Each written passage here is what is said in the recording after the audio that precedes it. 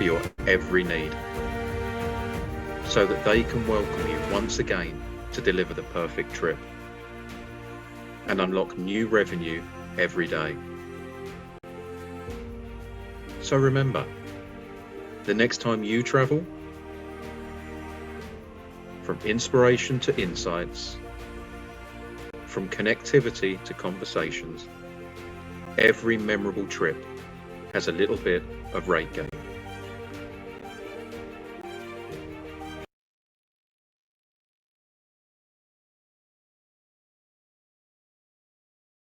Thank you so much. I would now like to invite Mr. Vishal Bangar from IFS Securities Limited to initiate the proceedings. Over to you, sir. Thank you, Nikhil. A very good afternoon to everyone, and thank you for joining us for the analyst and broker meet for the IPO of RateGain Travel Technologies Limited. It's our pleasure to host all of you all here today. Let me start by introducing the panelists on the dais today, for those of you who missed it. From the management, we have Mr. Bhanu Chopra, the Managing Director and Chairman of the company. We also have with us Mr. Tanmay Das, who is the CFO, and Mr. Yogesh Chandra, who heads corporate development for RateGain. From the bankers end, we have Viren Jairath from Kotak and Mr. Mangesh Gogre from Nomura. I'm Vishal Bangar. I represent IIFL here. We're extremely excited in bringing the first SaaS, which is software as a service company, to the Indian equity capital markets.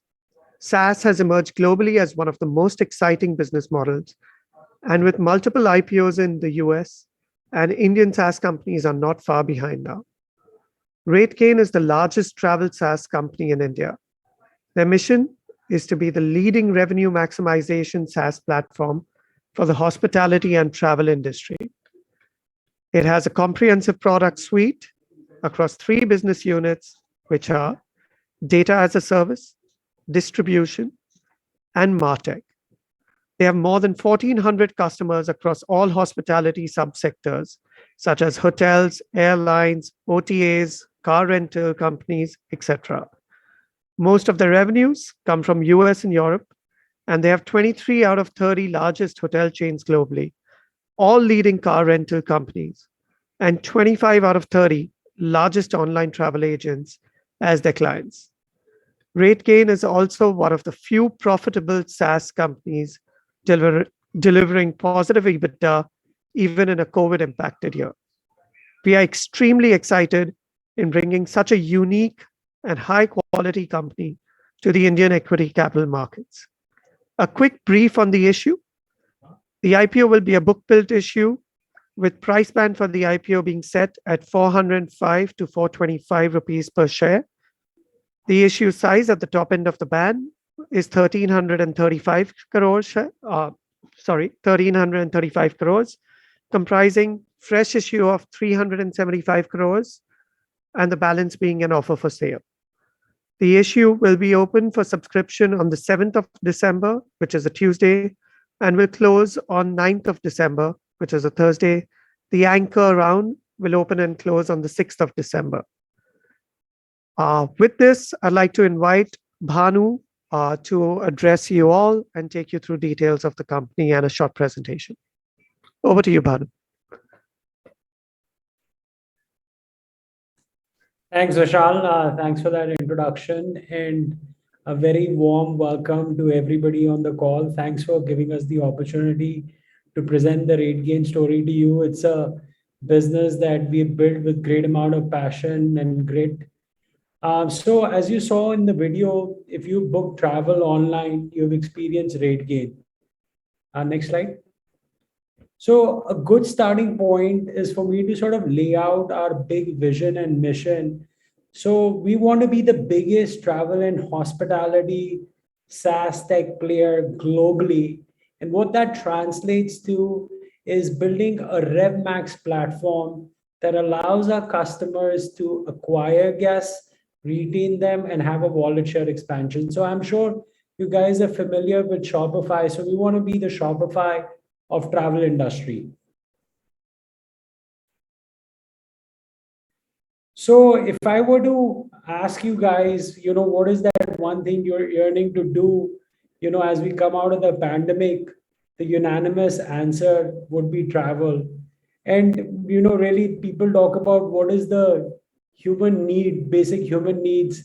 They say roti, kapda or makan. I say roti, kapda, makan and travel. So it's this pent up demand combined with rapid vaccination rates and positive global outlook that's driving a CAGR of 26% in travel over the next 45 years. And this acceleration of this pent up demand is really being driven by a new generation of travelers whose increased reliance on social media and technology for travel inspiration and booking is driving the need for rapid digitization in our industry, creating the need for companies like RateGain. So as you must have seen in our DRHP document, our current TAM and SAM are very, very significant and move towards 8 billion, creating a CAGR of 18% growth, 18% CAGR over the next 4 to 5 years. So when we started the company, we started with a niche service, but as we continue to move towards more full-fledged integrated tech stack, we would continue to expand on our TAM, because if you look at the overall tech spend in travel and hospitality, it's north of 90 billion. And what COVID has done also is accelerated the digitization of our industry. So we are very, very confident about having this tailwind benefit our business over the next 4 to 5 years. So just a quick summary on RateGain, as Vishal also indicated, and this is something that I take a huge pride in, is the customer list that we have. We have over 1,400 customers in travel and hospitality. So if you were to look at any of the IT services companies also and their travel portfolio, I can tell you with confidence, we would actually have more customers than all of them combined, because we service all the top 23 out of the top 30 hotel chains, the top 25 out of the top 30 OTAs like Booking and Expedia, all the leading car rental companies, all the large cruise liners. So if you think of any major supplier or intermediary, that's a RateGain customer. And what we do today, I talked about our vision, but basically what we do today is build technologies around guest acquisition and pricing intelligence. And they are laid out as 3 different product lines: MarTech, distribution, and DaaS, that Vishal also talked about, and my colleague Yogesh will get into in a bit of more detail. So the opportunity ahead of RateGain is very large, as I addressed in the big TAM and SAM. But I want to draw your attention to the strong financial metrics. So I'm sure you guys are analyzing a lot of these new age startups, and also, there are a bunch of SaaS companies, but we've had very, very strong financial metrics from the very start. I bootstrapped the company for the first 10 years. We literally just used 10 million of primary capital to build a 60 million ARR company. So we've been very efficient with capital allocation. Our gross margins are at 80%, our GRR is at 89%, and our recurring revenue is between 95 to 90%. But I again want to reiterate, we are a profitable company. So at an EBITDA level, we make money.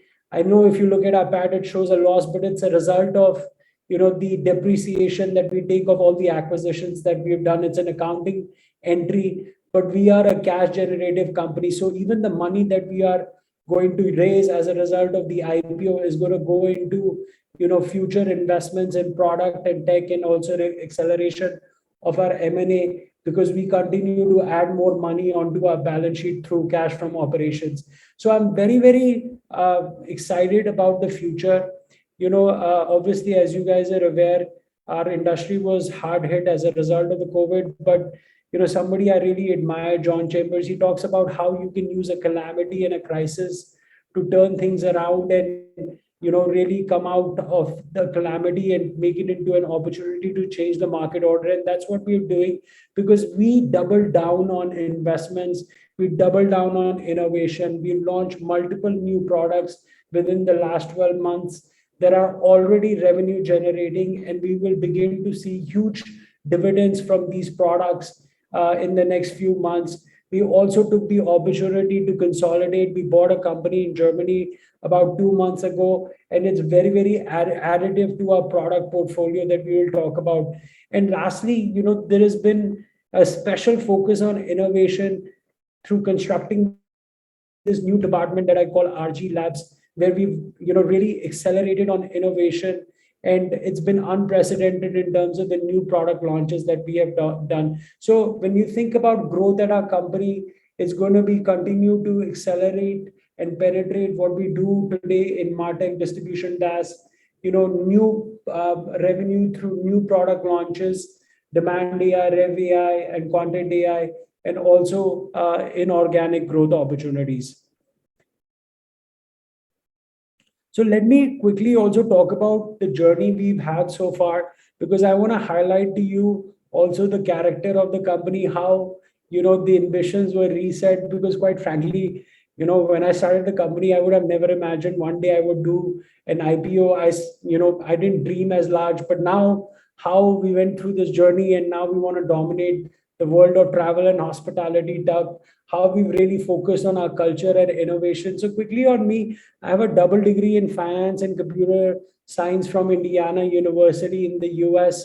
I started my career with Deloitte Consulting out of Chicago, worked for a startup, and the idea of RateGain occurred to me because in my initial years, when I was doing a job, I was traveling quite a bit, and I wanted to set up a website that would do price comparison to find you the best travel deal.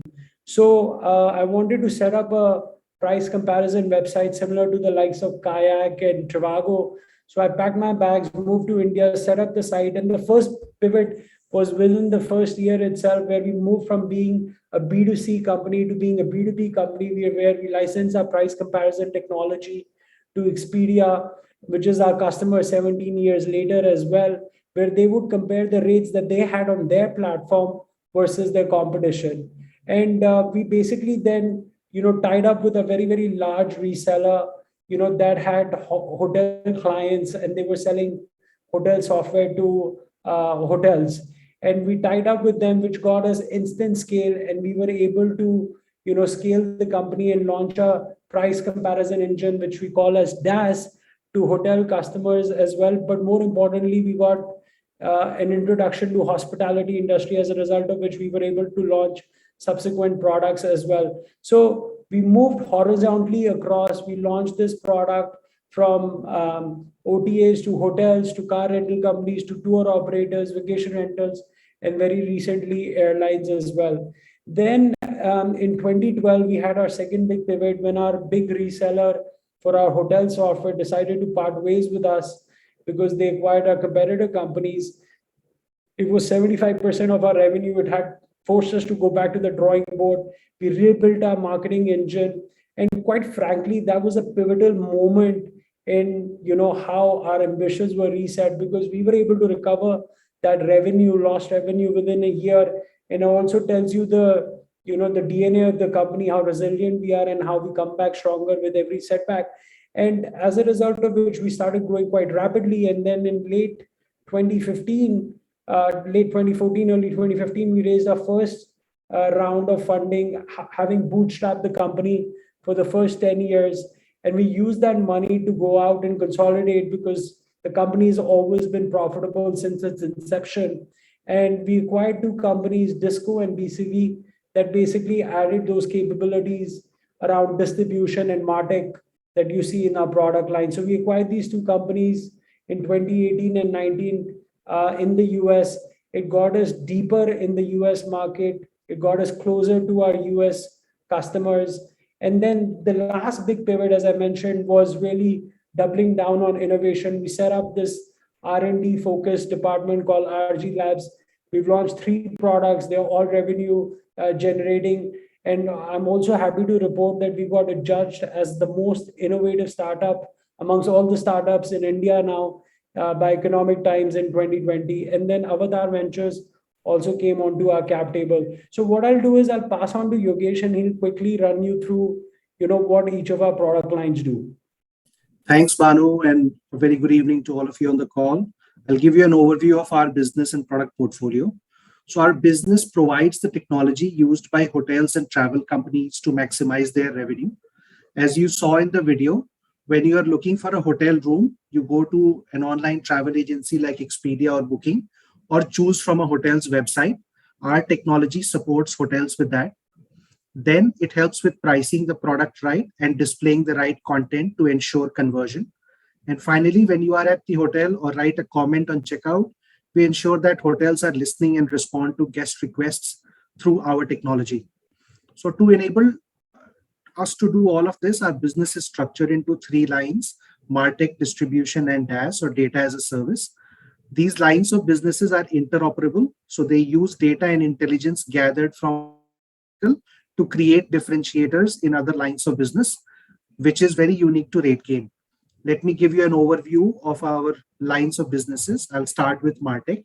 In MarTech, we manage social media like Facebook, Twitter, and Instagram on behalf of luxury hotels. And I'll tell you what we solve for. The first thing we do is social selling. So say you are planning a trip to Delhi.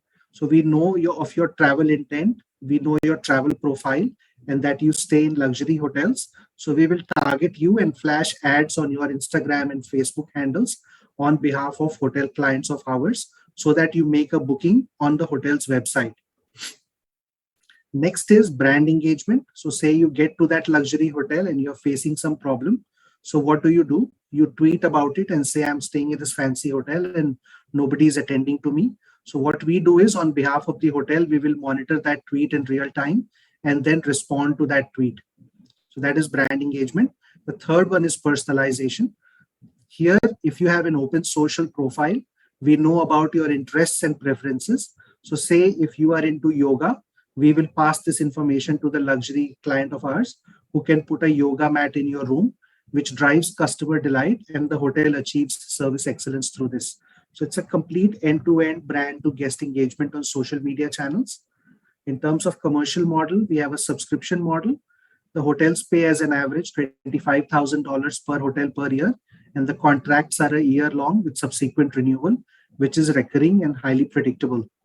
Some tailwinds around the MarTech business. Firstly, we cater to leisure, and leisure is bouncing back very nicely. 95% of our business resides in the US, and US is leading the travel recovery with 65% plus vaccination rate. We are also recognized as the #1 provider of social media management for hotels by Hotel Tech Report, which is an independent software discovery platform for the global hospitality industry. Secondly, the business has a very large TAM, and we have a fantastic go-to-market model where we have leveraged our relationships with large chains to sign master sales agreement with all the top chains like Intercontinental, etc. So when you club this opportunity of a very large total addressable market with the fact that RateGain already has these master sales agreements in place, it gives our MarTech business a very high growth profile. In terms of competition, we compete with some small companies like Casual Fridays, and in some cases we compete with hotels' in-house teams. But to differentiate, we leverage RateGain's Demand.ai and Parity product from our DaaS portfolio to increase the overall return on ad spend. I'll give you an example of what this means. So Demand.ai is a product of RateGain that forecasts market-specific demand. It will basically tell you for any leading market like London or Bombay, how many people are going to come into the city on a particular date, what's the demand going to be like. So we leverage that to run campaigns for hotels when the demand is low, so the hotel can tap into whatever demand that is coming in and stay ahead of competition. Another solution that we use is Parity. This is used to flag instances when the hotel's rates are being sold cheaper on third-party websites. And we know that the consumer behavior is that they will go and compare. So whenever that happens, we pause the campaign, get the hotels to fix it.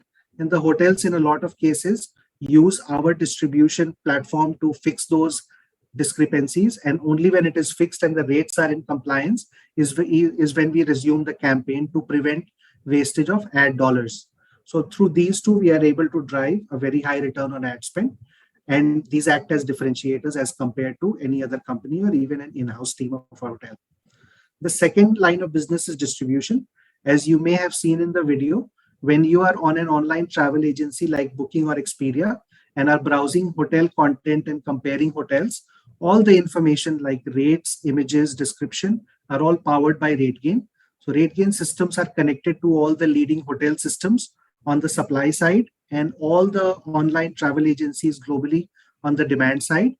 Then as a traveler, when you make a reservation, we now collect your details and pass that on to the hotel systems. So if you are on Expedia as an example and make a booking on a Lemon Tree Hotel in Delhi, then call the hotel after a few minutes, they will say they have your reservation and details. That is because in the backend, RateGain has delivered that information into the hotel system. There is a moat around this business that we connect to all the leading systems on the supply side and connect to all the online travel agencies on the demand side. This is very, very hard to replicate. In terms of competition, we compete with a Chinese competitor called Derbysoft for large hotels. And for mid-market, we are an entire suite, a revenue maximization platform, and we compete with providers like Sabre and Amadeus. But our competition is mostly single or point solution provider, whereas we are a platform. And I'll give you an example of how we differentiate in the distribution business. So when we distribute availability and rates, sometimes online travel agencies undercut those rates to increase conversion. This is done without the approval of the hotel. And you may have come across this when you're trying to book, say, a Marriott hotel. You would see that the same hotel is available at a cheaper rate on a site like MakeMyTrip, etc. So our differentiated offering is that we not only distribute the rates, but also help the hotels in auditing this. And then the hotel can use our distribution capability to close that online travel agency that is not in compliance with the pricing policy. The second differentiator is Content.ai, which is the industry first content augmentation platform powered by AI to enhance images and transform attributes and descriptions of the hotel. An example here is that when a hotel uses poor images and description on online travel agency and even on their own website, our AI technology fixes that and improves the quality of their listing. In some cases, the images have poor light or have cleaning staff in the background. We improve all of that. We use AI to apply filters like a modern photo sharing app to make the quality of images better. We also transform content, plug all the gaps in their content to provide information that a guest looks for, including COVID protocols, which are very much a norm these days. So overall, through our content product, we help in enhancing the quality of listing and improve the chances of getting booked. The third line of business is DaaS, which is data as a service. I'll start by saying that as per Focusrite, which is one of the most reputed travel industry focused global consulting firm, we are one of the largest aggregators of travel data in the whole world. And we do three things in our DaaS business. First is competitive intelligence, where we provide real-time competitive pricing insights. So say you are a hotel, a 5-star hotel in an area, and you want to know how much are other 5-stars selling in that neighborhood. So instead of manually tracking those rates, you use RateGain's technology to get automated reports on pricing and the intelligence for what the prices are over the next 365 days. This business is also something that we have taken to other components of travel or other subsegments of travel. So we not only do this for hotels, we do it for airlines, car rentals, online travel agencies, hotels, vacation rentals, etc.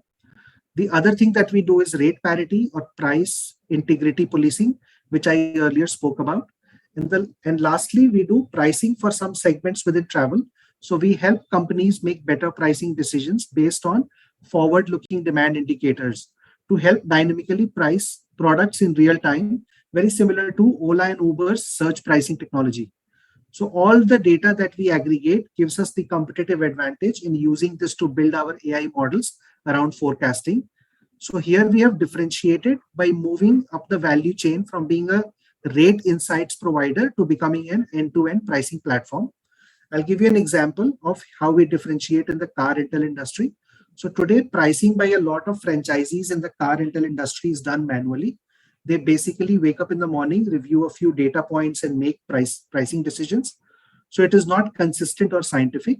We are replacing that. We are combining our demand.ai forecasting, also combining our competitive insights and clients' own business data to make pricing recommendations based on current demand trends. So we differentiate by moving up the value chain. While we were providing price insights, now we have started doing end-to-end pricing. We have become an end-to-end pricing platform, and we are doing it in specific niche sectors within travel. So we are doing it for car rental, for holiday parks, for cruise companies and ferry companies and package providers. In terms of competition, we compete with different companies in different categories. In case of car, we compete with an American company called Rate Highway, but we are the largest provider of car rental data, as well as we are an end-to-end pricing platform, whereas Rate Highway just provides market insights. In terms of air, we compete with Infare, which is a Danish company. In terms of OTAs or online travel agencies, we compete with Fornova, which is an Israeli company. But on OTAs, we differentiate with our scale and robustness of data and bundling of demand.ai. We count on our data freshness, data sufficiency, and data accuracy, and the ability to provide that in a scalable manner is the biggest reason why the largest of online travel agencies globally continue to work with us for many, many years. And that was a very quick overview of our product capabilities. So over to you, Bhanu, to cover innovation and growth slides. So guys, as I mentioned earlier, we've really focused on doubling down on innovation really for two reasons, right? So one, as a result of COVID, just like other industries, we're seeing rapid digitization in our industry as well. So we wanted to capitalize on that opportunity. So we built these new products. They are additive to each of our product lines. Demand.ai, Rev.ai is additive to our DaaS product line. Content.ai is additive to our distribution. So it helps us create 10x differentiators and creates more of an end-to-end platform. And B, the size of our contract as a result is also going 10x because the value of an end-to-end platform is 10x. So very quickly on a couple of these examples, Demand.ai and Rev.ai. So Demand.ai, I would encourage all of you to also go sign up for this product because it gives you a sense of what travel demand looks like. So we are aggregating a lot of third-party data, internal data, information around COVID to come up with this demand index on a scale of 1 to 100. A higher number means high demand, and a lower number means lower demand. So we're coupling this information on travel demand, on what competition is doing around pricing, looking at your utilization rate, and then making a recommendation on how you price. Think about how Uber and Ola have this concept of surge pricing when demand is high and they don't have enough cars and they increase the rate. Is the similar thing that we are doing with Rev.ai, and we're taking this to industries which are extremely manually driven or have had static prices but can have dynamic pricings to capitalize on higher demand. So we've been very deliberate and actually going into sub verticals within travel and hospitality, such as ferry companies, car rental franchisees, and holiday parks. And we've seen tremendous initial success already and have signed up a few contracts. Yogesh already talked about Content.ai, so I won't go into it. But I believe that these product launches are at different stages of maturity, and these are investments that will begin to see huge dividends in the next few quarters for us. So very quickly now, let me talk about the growth strategy. So as I indicated, there are 3 buckets of growth. We already talked about all these new product developments that we are doing that are additive and also create a 10x value for us because the value proposition becomes more compelling. The second is to continue to penetrate our existing product lines because we haven't even scratched the surface yet. And then the third is inorganically. So let me focus on growing organically and penetrating. So our MarTech business, for instance, when we acquired this company, BCV, that's how we acquired this first set of capabilities. And we were at about 400 hotels. This was late 2019, and then COVID hit, and we saw a pause in a number of hotels. But very quickly now we are getting back to that 400 number, and we're seeing huge acceleration. So as we saw the demand pick up and things open up, we've continued to invest and make this a repeatable process. So for instance, when we saw things opening up in the first quarter of this year, we had like 4 salespeople targeting just within the US, the luxury market, the luxury and upscale market. And as we saw them become more productive, we continue to add. Now we have like 14 sales and marketing people just focusing in the US. And we are looking to expand geographically in the UK and Middle East as well. And also this product is agnostic to hotels. We can take it to other sub verticals in travel and hospitality, such as car rental, OTAs, vacation homes, etc., which we intend to do. So we see a huge opportunity for growth.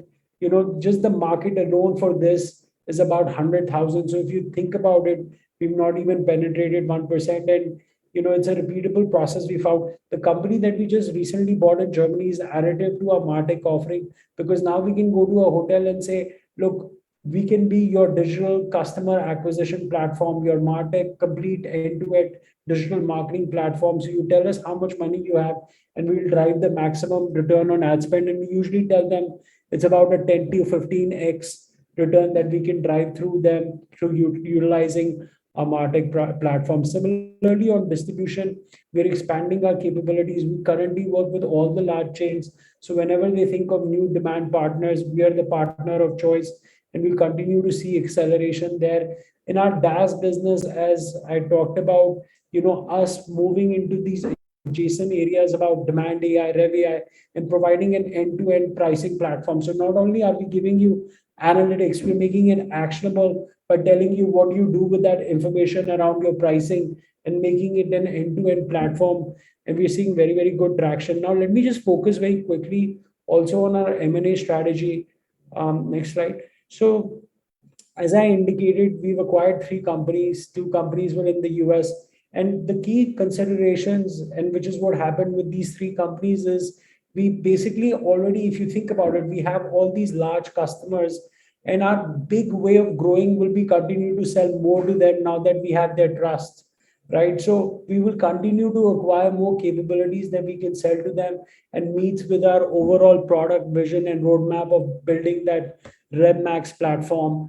We're also looking for companies that help us get key presence in key markets that we operate in. So Disco and BCV did remarkably well for us because these were both American companies. It got us deeper and closer to our American customers. Similarly, with My Hotel Shop, the company we acquired in Germany, we got customers in Germany, Switzerland, and Austria. So we'll continue to look at companies that are focused in some of these key markets for us. And third, opportunistically, we will also look at competition that can help us create dominance in the areas that we operate. Now I'll pass it on to Tanmay, and he will quickly walk through the financial slides.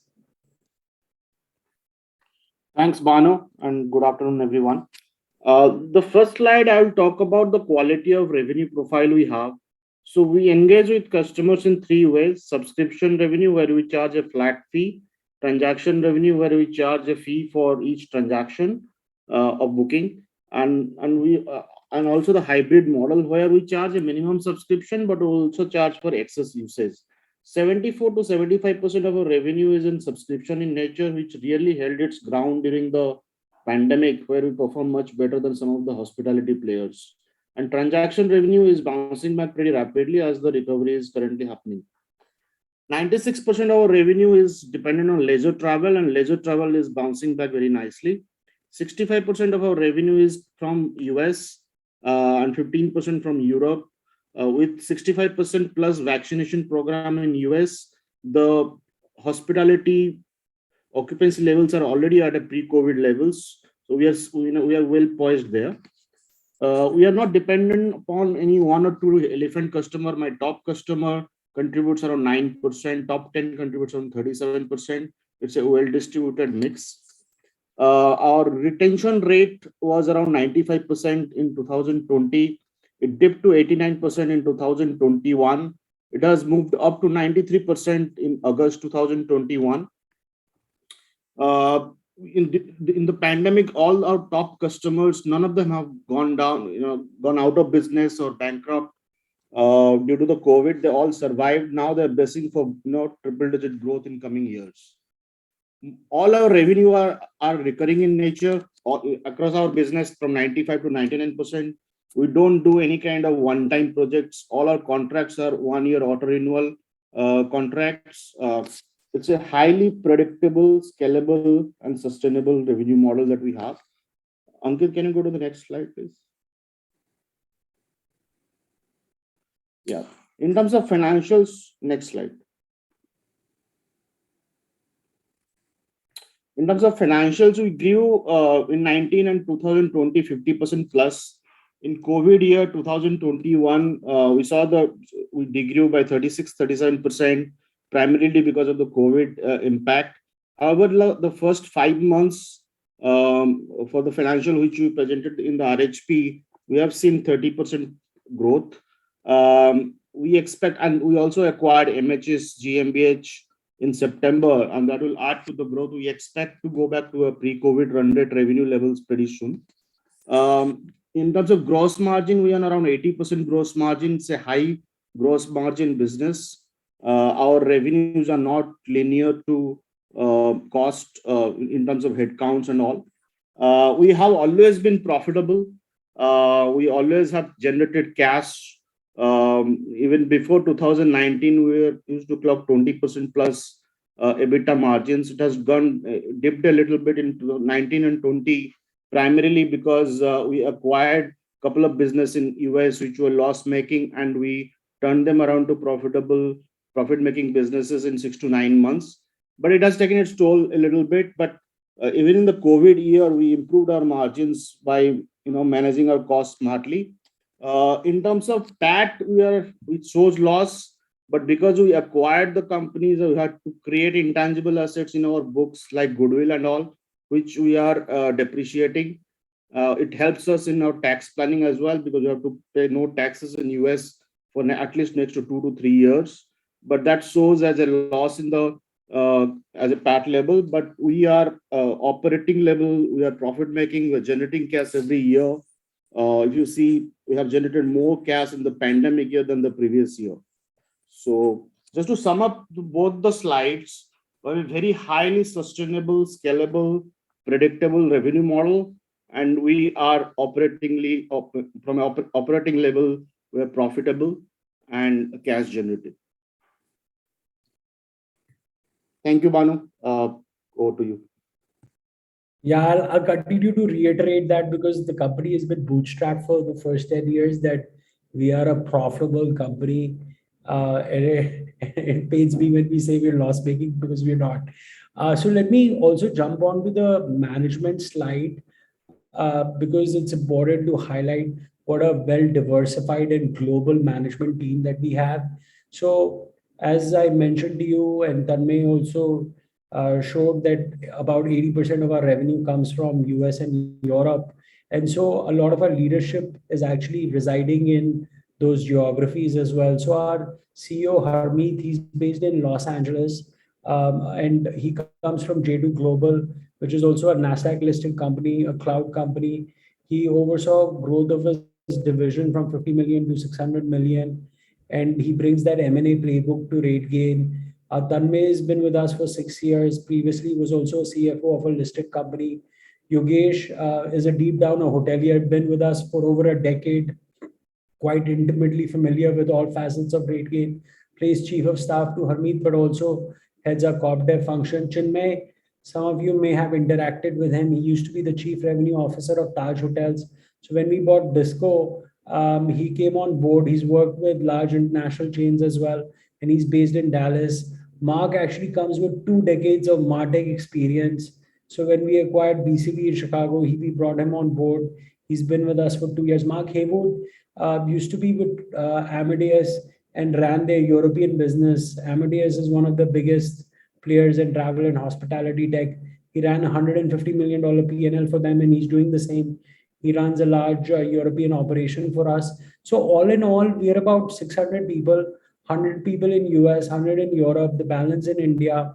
I just also want to take 30 seconds to talk about the culture of RateGain. We're recognized by Great Place to Work Institute. Our culture is really about being growth mindset. If you ask our people, why they work at RateGain, they talk about the huge opportunity to learn and make a global impact. I mean, imagine this new products that we made like Demand AI, and all the largest of chains utilizing them. It creates a great high for them. There's an entrepreneurial setup. We give people autonomy. You work in with huge camaraderie with global teams. And there's a great learning culture. We give people challenging tasks and ensure that they're supported adequately through various learning opportunities. The leadership is generally invested in building people's career, and as a result, we promote people internally a lot. So Sahil actually was a junior HR manager, is now heading global HR for us. So that's it from us. I'll wrap up with the last slide and talk about some of the key takeaways for from RateGain. So as I said to you, we have the biggest high I get is also sharing the fact that we have some of the biggest names in travel industry as our customers. I see a huge opportunity ahead of us given the TAM and SAM that we have. And as I mentioned, for our MarTech business, we've penetrated less than 1%. We are a completely innovation-led company now. We have really doubled down on innovation. We've launched multiple products and we're seeing, great traction there. And, we are very, very fiscally disciplined. So, I'll continue to reiterate, we're a profitable company at an EBITDA level and always been profitable. And, we've also shown and demonstrated that we are able to acquire companies and make them profitable. And we have a global and diverse management team with the relevant technology and domain expertise to help us continue to scale and become the big daddy of travel and hospitality tech. So with that, that's a wrap, and we are open to Q&A now. Thank you so much, sir. With this, we'll now open the floor for the Q&A session. While we have already received some questions and we'll be taking those questions first, sincere and gentle reminder to all to kindly post your respective questions in the Q&A panel available. And also kindly identify your name and brokerage house while sending in the questions. In the interest of time, we'll avoid taking any repetitive questions. Coming to the first question, though it may be available in the RHP, what is the amount invested by Wagner and in which year and percentage? If you could throw some light on that, please.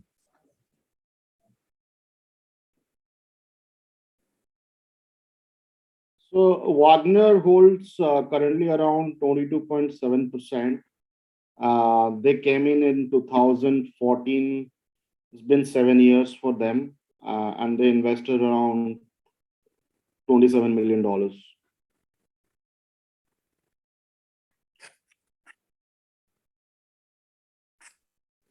Thank you, sir. Sir, could you throw some light on how our distribution business is different from what is done by firms like TBO?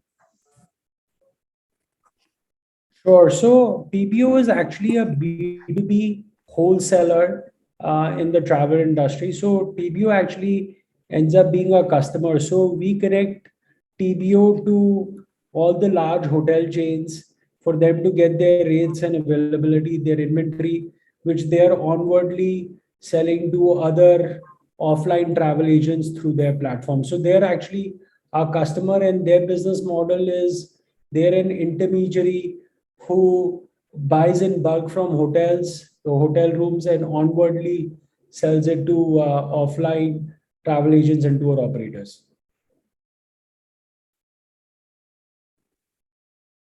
Thank you, sir. Sir, could you also throw some light on who would be your listed competition in India and in the US markets? So in India, we do not believe we have a peer, a listed peer. In international markets, there is Amadeus and there is Sabre. And very recently, there's a company called SideMinder. Although all three are not our direct competitors, we have some amount of overlap with them, but it's not a complete apple to apple comparison with them. Thank you, sir. Sir, considering that it's a non-linear business model, could you throw some light on why the EBITDA margins are low? Even in a non-COVID year, the margins are around 14%. What is the scope for margin expansion out here?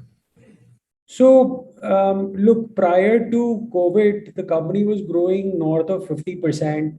And it's really at that point that we started to see some margin dilution. So, I would say prior to fiscal year 2018, we were operating at a healthy margin of 20 to 25%. and really, post that, given we had private equity backing us, and how private equities are more focused on growth, there was a huge acceleration in our business, and the focus went from margins to really growth, and that's why we witnessed the kind of growth that we witnessed. And so the margin dilution occurred as a result of really two things. One, we continue to focus on building new capabilities, scale our sales and marketing engine globally. And third, what also caused the margin dilution is the companies that we bought were actually loss-making companies. So if you actually look at our core RateGain business, some of our data products are at a high 45, 47% EBITDA margin. And because of focus on launching new products and capabilities, scaling on our sales and marketing, and also turning around some of these companies. So I do feel as we continue to scale, we should go back to healthy double-digit EBITDA margins as well. Thank you, sir. Sir, could you tell us a little bit about your growth levers and where does the growth opportunity come from? Yeah, so I touched upon this in the presentation, but I'll repeat myself. So I see it as three buckets, right? So one is we continue to penetrate, as I mentioned, like a MarTech business.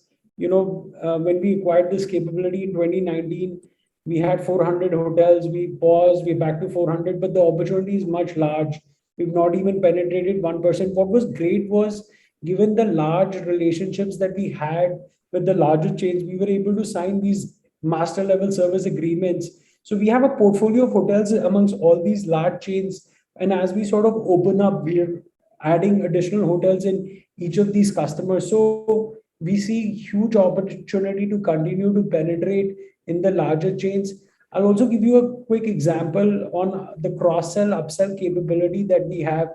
So in 2016, I have to take you back, and we were really a 1-2 product company, and now we're almost closer to 10 products, and this is a result of the additional capabilities we built and also the acquisitions that we did. So we sold to a large European chain. It had 90 hotels. They bought our DaaS product across 20 hotels.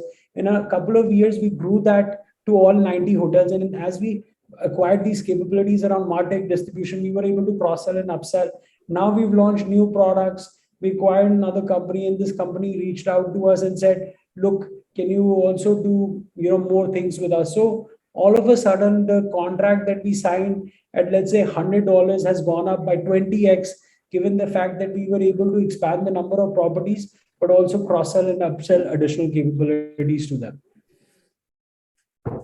And as I talked about, the second part of our growth lever is the continued focus on innovation, launching new products. As I mentioned, we're in early days of seeing some signs of success with the new product launches. And the third is the inorganic growth. And as you notice in our history, we've continued to acquire one company every year, barring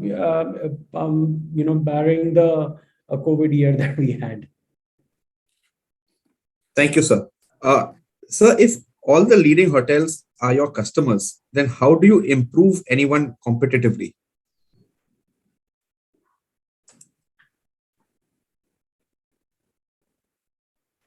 Well, look, as you know, having competitive data in travel is absolutely critical. It's one of the biggest factors. If you think about when you go and book, it's an absolute critical item for any user, for us, any of us, on finding the best deal. So this is mission critical information that our customers need. And if you're talking about it being a conflict of interest, look, there are multiple examples I can give you of multiple industries where competitors are going after and getting the same service from the same vendor because there's no other choice, right? So, for example, both Booking and Expedia are our big customers, and they both utilize our DaaS service to keep a track on each other, because it's an absolute critical thing for them to have. Thank you, sir. And sir, is there a measurable ROI for your customers for each of your services? If so, could you throw some light on that, please? Yeah, so look, we do not promise when we go on to do these deals with our customers, we just give guidance. So as I will use our MarTech business as an example.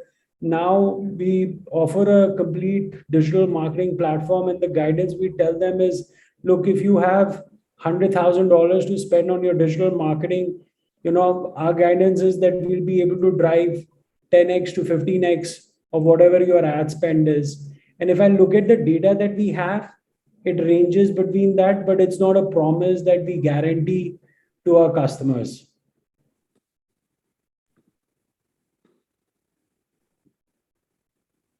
Thank you, sir. Sir, could you also tell us a little more about your recurring revenues? Sorry, can you repeat the question? Sir, could you tell us a little more about your recurring revenues?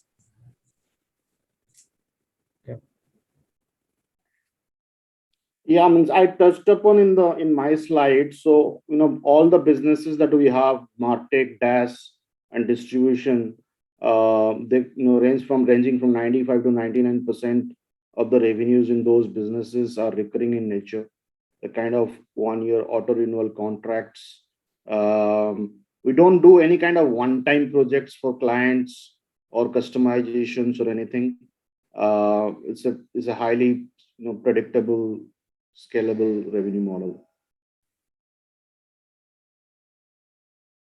Thank you. Sir, is your MarTech vertical impacted by the Apple third-party tracking changes? Okay, so let me take that question.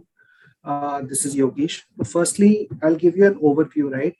There are two kinds of data. There's personally identifiable data, and then there is the rate information, which is not belonging to anything.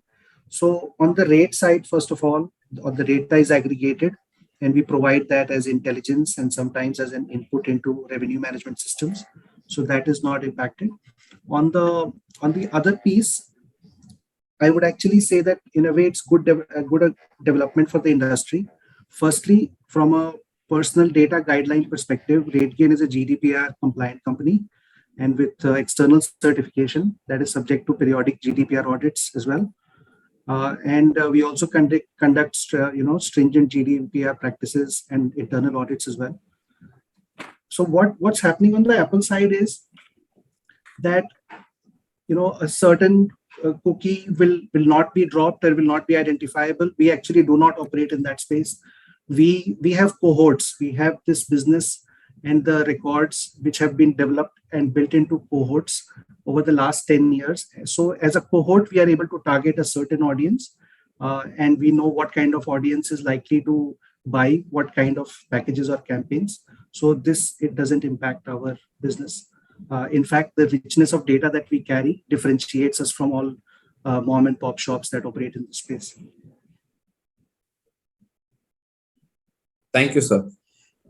Sir, since you compete with Amadeus and Sabre, who control a large chunk of the travel market, do you see that as a limiting factor in growth? And are you more competitive in distribution pricing? Yeah, so purely speaking, we do not compete with them when it comes to our MarTech and our DaaS business. We do compete with them on the distribution side. And, we continue to utilize this integrated tech stack as a differentiator to win from them. And, we believe, and they're also actually partners of ours where we help augment some of their capability as well. So it's the industry has a very funny term for it, which is cooperation. We compete in some places, but we also cooperate with them in some places. Thank you, sir. Sir, could you also help us understand if in-house applications are your key competition or third-party products? It's a combination of both. And I would say, the market that we are after is what I call the mid-market and the enterprise market, right? In case of the hotels. In case of OTAs, car rental companies, and the rest of it, it's largely enterprises. And for the most part, I would say, like, if it's a mid-market hotel, we're usually competing with a third party. But if you're competing at a larger chain, we'd be competing with, in-house teams. But what we've seen as a result of COVID, because people were let go and furloughed, those teams have been abandoned, and large hotel chains have sort of reconstituted what's core to them. And we are actually witnessing serious tailwinds as a result, because there is a rapid need for digital tools and digitization. And because they don't have teams any longer, we're seeing a lion's share of that business come to us. Thank you, sir. Sir, could you also throw some light on who owns the data? Is it the company, the hotel, or who owns it? The data is owned by us. The IP is owned by us. So on our data business, basically we procure the data through a variety of ways. One, we actually go scrape it. Two, we have third-party relationships. Three, we have our customers pooling in their data. And four, our distribution pipes also gives us some signals, and we use that as well. And then we do some processing and analytics on that data, and then provide it as actionable insights that our customers can view. And sometimes they are also fed into what are referred to as revenue management systems, which make decision making on how they should price their product. So that's also a unique differentiator between SaaS companies and IT services companies, where we actually work with the end business user. Whereas if you see in an IT services model, it's a business user defines a need to an IT manager. IT manager goes and builds out a specs, contacts IT engineers with an IT services firm, and they build to that spec, and the IP is owned by the customer. Whereas we are short-circuiting that whole workflow, where we ultimately make a product that's being utilized by the end consumer and solving the business user problem. And thus we own the IP.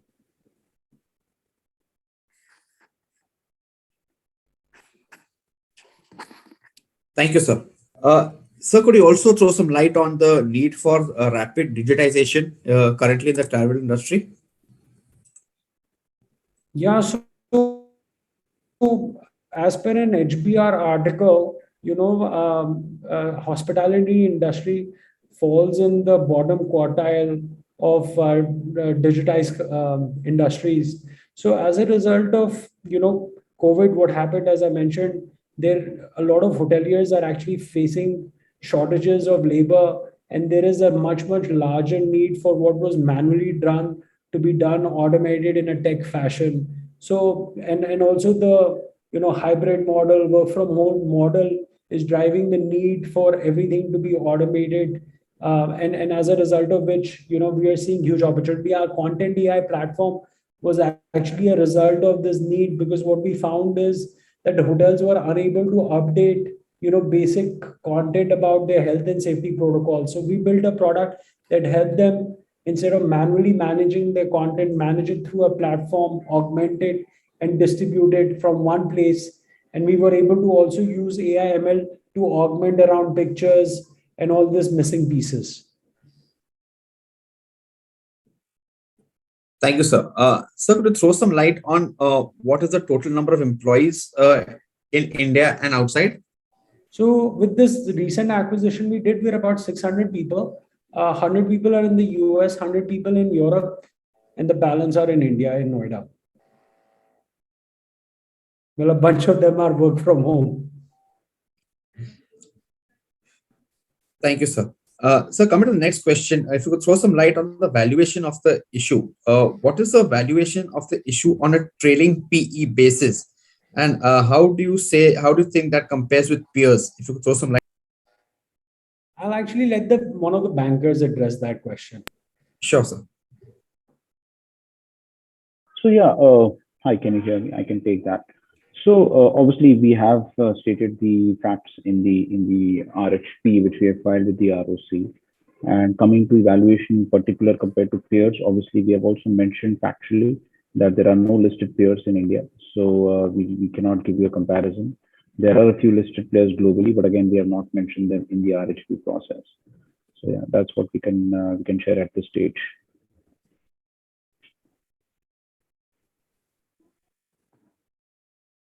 Coming to the next question, thank you, sir, for that. What are the factors that shall deliver profit at the net level or PAT positive?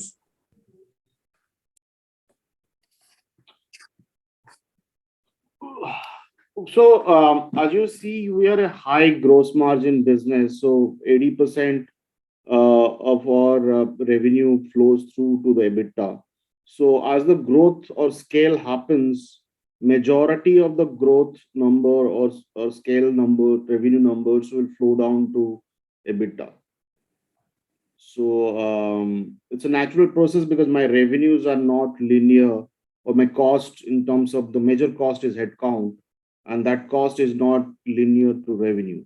So with the scale and growth, the EBITDAs will improve, and that will make it PAT positive. Thank you, sir. So the next question reads, how do you scrape this data for competitive intelligence of price parity?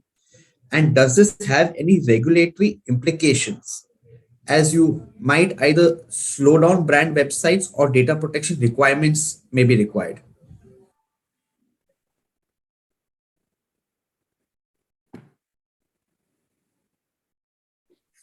Yogesh, do you want to take that? Yeah, sure. So firstly, we, like Bhanu was alluding, we have multiple sources of getting data.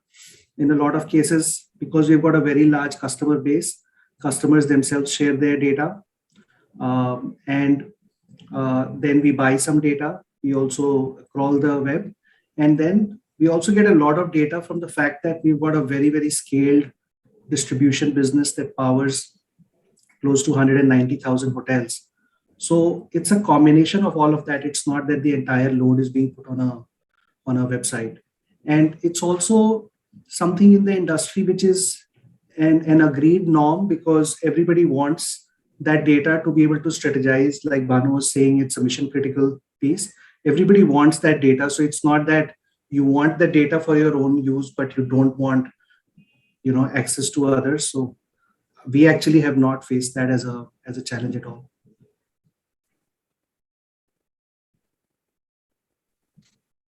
Thank you, sir. Sir, could you also throw some light on the implied market cap of the company at the higher end of the price band, please? Why don't I take that? At the higher end of price band, which is 425 per share, the post-issue market cap at that price would be about 4,540 odd crores. Basis the number of shares that are already out and will be issued in the IPO.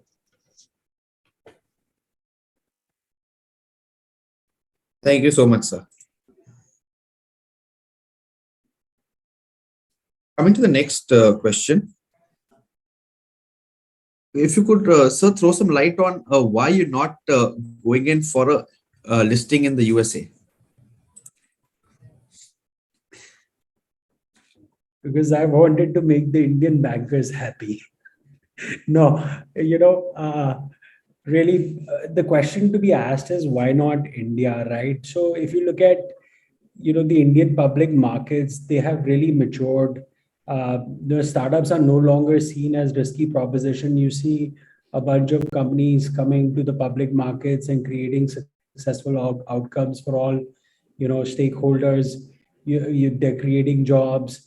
And so, the Indian markets have really matured. Investors are more open to tech investments. And also, I believe the gush of millennial investors, are giving the markets a huge amount of breadth and depth. And we also wanted to use the public listing as a currency for us to continue to go do M&A. And lastly, it's a branding for our employees here as well, because as you know, talent acquisition has become a war. And lastly, as a proud Indian, I want to say, I want to make in India, I want to raise in India, and I want to create wealth for everyone who has believed in us over the last so many years, as well as future investors who are going to join this journey with us.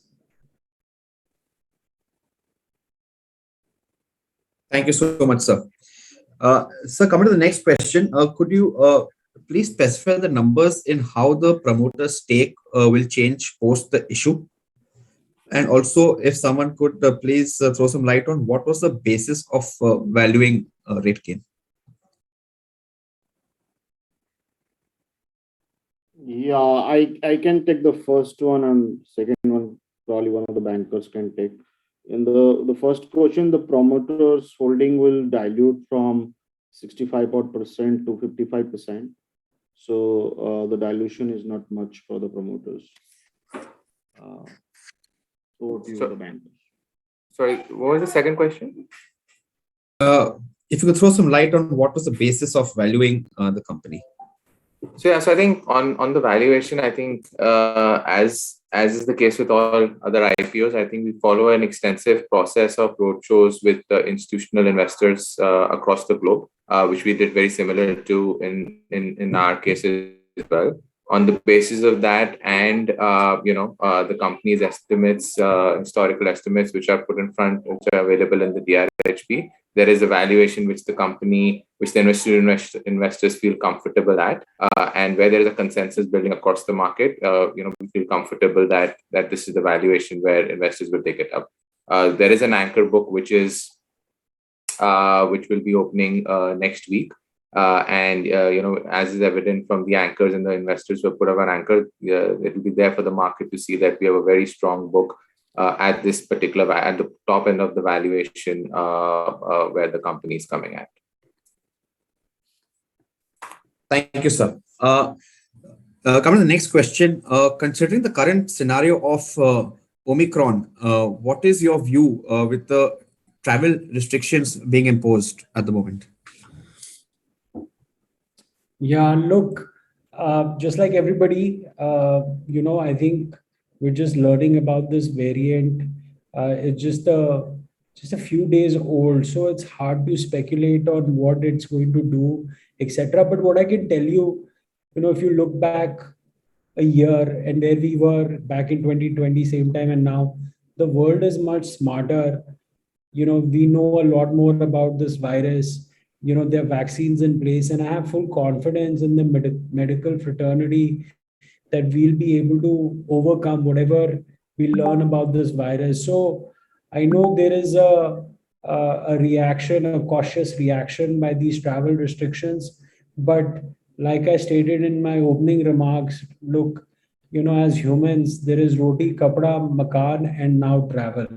I mean, that's the human need. And it might be a pause, and we saw great recovery in our numbers as well. And I continue to believe that, once this noise around this variant is overcome through whatever medical fraternity comes up with, we should be going back to the recovery that we were already seeing, up until a week ago. Thank you, sir. Sir, if you would also throw some light on your financial criteria for acquisition. Do you have any target IRR that you look at? It's a great question. So just like investors, we look at of course, there are strategic reasons that we look at why it makes sense, but we do draw out like a 5 to 7 year projection in our hands, how we can drive cost synergies and also revenue synergies in terms of sales, because we have a sales and marketing engine of 100 people, right? So for instance, this company that we acquired in Germany, they had only 4 people, and we have a global team of 100. So we can get a lot more scale by exposing it and cross-selling to the large set of customers that we have. So we draw out a financial plan, and we look for an IRR which is north of 20%. Thank you, sir. Sir, could you tell us what is the revenue mix across hotels, OTAs, car rentals, and others? And what has been the trend? And what is the change in the mix that's expected in the coming time?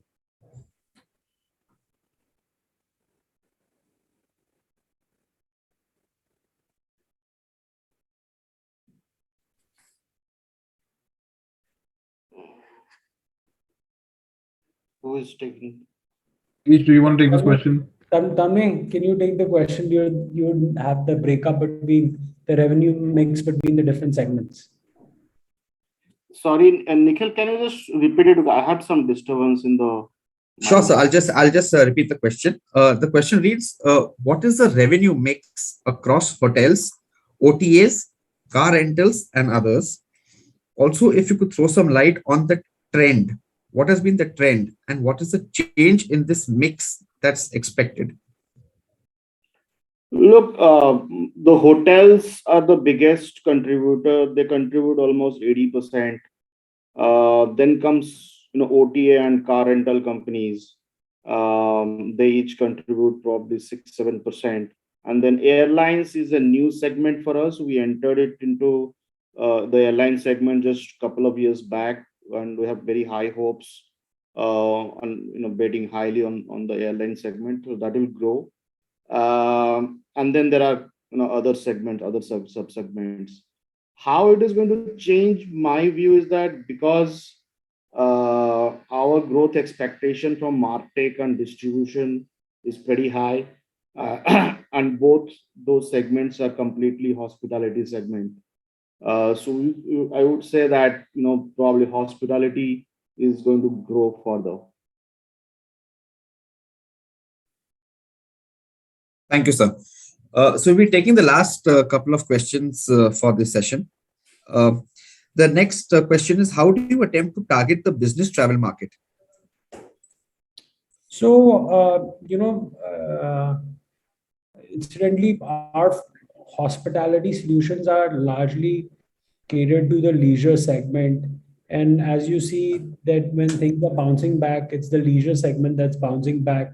So our focus will continue to remain on the leisure segment. And as I indicated, basis even Focusrite research report, our TAM is about 12 billion. So, and if you look at the size of the company, we're still small and there's a long way to go. So, and I should notice there was another question about whether we intend to move out of travel and hospitality given the situation we are in. So the answer is no. We have a unique opportunity to capture within this domain, and we want to be the leaders. Look, this is a time we've taken to really double down on innovation. And like I said, some of these investments will bear fruit for us, but we haven't even scratched the surface. So we want to continue to be very, very focused on what we are doing. Thank you, sir. So you mentioned a business separation that led to 75% revenue loss a few years back. Could you recap what the timelines were considering that, and what is the average tenure of your top 20 customers today? Yeah, so what happened was when we started the company, we had a OEM type relationship with one of the big hospitality tech players that was now consumed by Amadeus. And in 2012 is when it happened, and they were contributing 75% of our revenue as a channel partner. And, they decided to part ways because they bought out our competition. And that's what led to a huge setback because we were largely dependent on their sales and marketing machinery.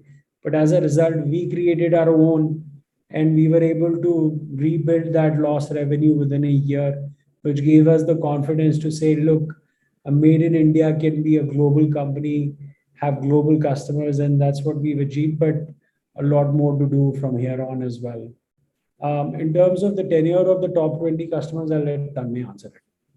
Yeah, I don't have an exact number of average tenure of top 20, but what I can tell is that my top 10 customers are all the blue chip companies in the respective fields, whether you talk about hotels or car rental companies or OTAs. I think all of them are with us 7+ years. Some companies are with us even more than 10 years. But all of them are with 7+ years.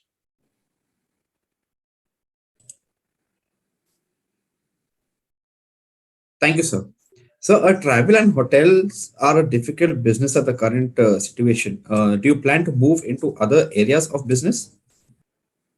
I think I answered this question already. Yeah. No.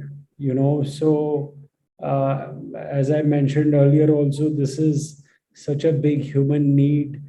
A year from now, people, I think everybody here on the call will be calling me and saying, how do you feel about being in the hottest industry of all industries? So I'm ready to wait it out because apna time aayega. Bhanu, I would also like to add that majority of our revenues from US, and US has got a very, very high vaccination rate. We have the data and the trends that actually reflect that US, domestic market itself is pretty robust. So from those perspectives, I think it's a blanket statement to say overall industry is not doing well. I think there are certain pockets and regions, and all of that will be will normalize as in vaccination rates catch up. Thank you, sir. Sir, at the risk of sounding a little repetitive, the EBITDA and cash generation have come down in 2020 and 2021. Could you throw some light on that, please? Yeah, so as I mentioned earlier, those were our growth years where we really focused on building additional capabilities, focusing on building out our sales and marketing, global sales and marketing footprint, opening offices. And then also we acquired 2 companies in those years, and both were not cash generative and loss-making companies. So on a blended basis, our margins feel like they have gone down. And as we are sort of coming out of the COVID and seeing the scale come back into the business, I feel very, very confident about our margins, getting back to higher double-digit numbers. Yeah, I think 2020 is a different reason. 2021 is a different reason because 2021 was COVID impacted. Like we degrew by 38%, still we got 10% margin. In fact, it improved from 2010. 2010 was a consolidation year because we acquired a couple of companies. They were loss making. We turned them around to make profits. We did some transition work. We offshored many jobs from US to India, so there was an overlap of cost. So that's why the margins came down in 2020. 2021, where we probably would have expected more profits because of COVID, probably it was not shown, but we improved our margin in 2020 and even a COVID year. So and generated more cash in 2021 as well as compared to 2020. Thank you, sir. Coming to the last question, leisure travel is moving away from hotels to homestays and Airbnb. Are you present in that segment? Yes, we are. So we are doing both some work through our DaaS and distribution platforms in that area. And we believe that we'll continue to expand on that, but it's early days for us.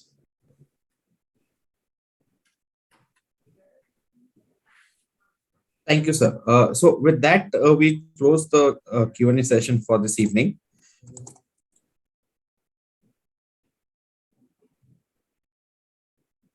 I would now like to call upon Mr. Mangesh Govre from Nomura Financial Advisory and Securities India Private Limited to give the vote of thanks.